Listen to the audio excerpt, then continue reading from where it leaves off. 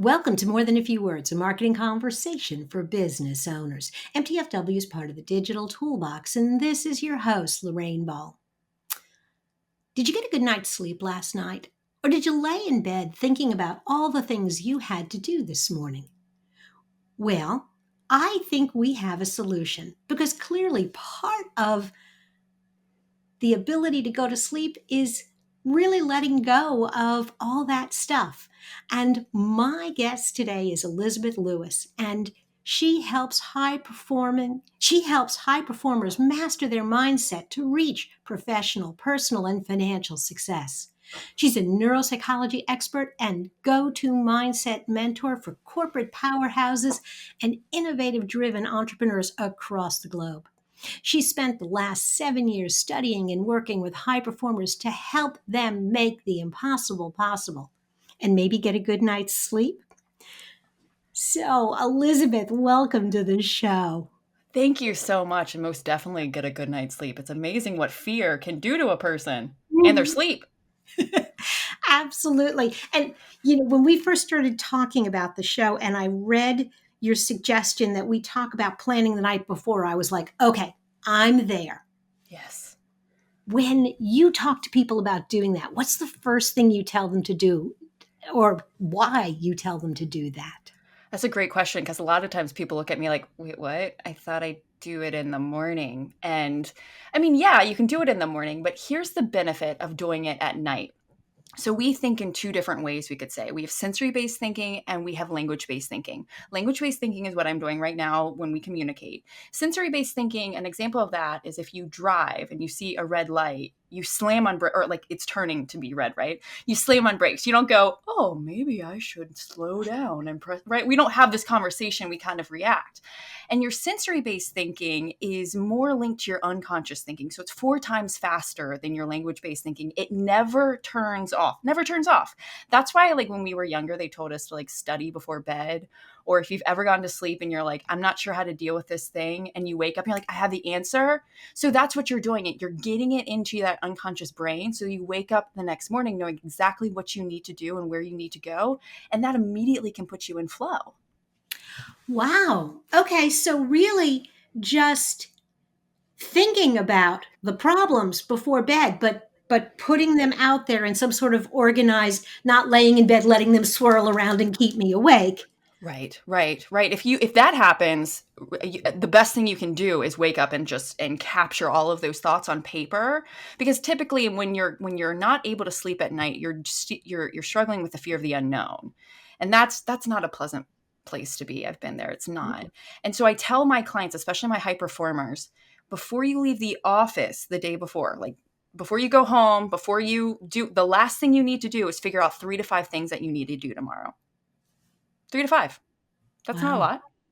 Because here's the cool thing. Once you get that motivation going, because a lot of people waste about 30 minutes every day trying to figure out what do I need to do today. And then you've got to work to build that momentum throughout the rest of the time versus when you come into your office, you know exactly what you need to do. You don't even have to look at the list because it's already in your brain. You just start to move at a faster level. And we can make more money, but we can never make more time. So I like to optimize my life and be as efficient as possible. And that's what a lot of high performers are. And so if you can learn these neuroscience tricks, it can really set you ahead. So if you are like, like freaking out at night, then just get up and write everything down and just figure out something that you could do tomorrow that could maybe put yourself at ease. Like, where do you have control? Awesome. Are there other good reasons for planning at night? I mean, it really just comes down to waking up and knowing exactly where you need to go and what you need to do. So, I mean, your focus is going to be better. Your energy is going to be better. Sometimes you can kind of mentally, I don't know about you, but I sometimes have to like mentally prepare for some of the challenging things I have to do. So then you kind of set yourself up for success. Everything about a high performer is how do I set myself up for success so I can be the most efficient at whatever I'm going to do. Okay, so I've handled my night before, and then that was what we decided we were going to talk about. But my guess is because you've studied this, that there are other tricks throughout the day that I can use and lean on to make me more productive. Oh my gosh, yes. Yes. And I think this world is pushing us more towards this one, which is learning how to be adaptable, learning how to give yourself grace, learning how to say, you know what, I made the best decision with the variables I had. Because how many times have you planned your life, planned your day, planned your week, planned your hour? I mean, maybe even 30 minutes. And then all of a sudden, like, a left turn happened and you just got a lot more information than you did 30 minutes, 4 hours, 5 days ago. And so Hmm. the more you can learn how to trust yourself, learn how to always be in agreement with yourself, because it's hard to move forward if you're in conflict with yourself, and learn how to just seize the moment and that you're going to evolve and that you're going to figure things out, the better you can be. Sometimes we like have the death grip on our plans, on our schedules. Learn how to hold them loosely. I mean, Hmm. we make life so serious in areas where it's not serious, and we like don't care about the moments of life that are actually truly worth living. That's such good advice, and equally good if you're an executive in a large organization or if you're running your own business. This idea that Yeah. stuff is going to happen and learn how to adapt, but at the same time, not give up Yeah. your long term goal. Yeah. Yeah. I like to tell people business is a lot like building a house or construction. It's never going to be on time. It's never going to be on schedule. Have the range. I'm not saying like get rid of all deadlines, but hold them loosely, because again, as you move forward with a lot of projects, we go, "Oh, I didn't think about that detail," or "Wow, that was a lot bigger than I realized." Mhm. And so it's better to we talk about this a lot. Set smaller goals, because that's going to keep you motivated to move forward. Mhm. It's like, how do you eat an elephant? I hate that saying, but how do you eat an elephant? One bite at Yeah, a time.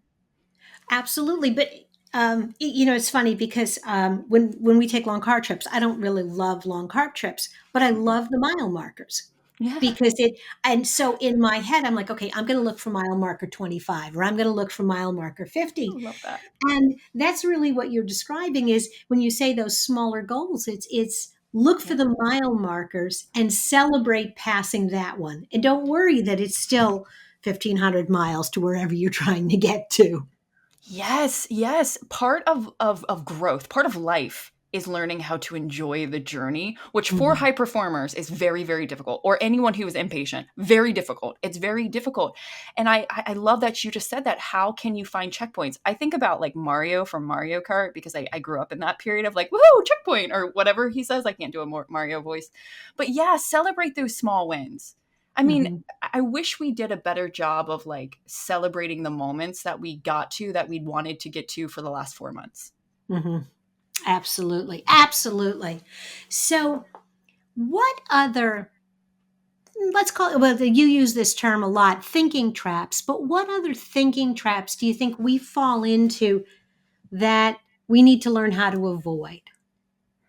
Well, I think it goes a little bit bigger than that, in the sense of at some point you have to learn the way you think, and you have to kind of get ahead of it.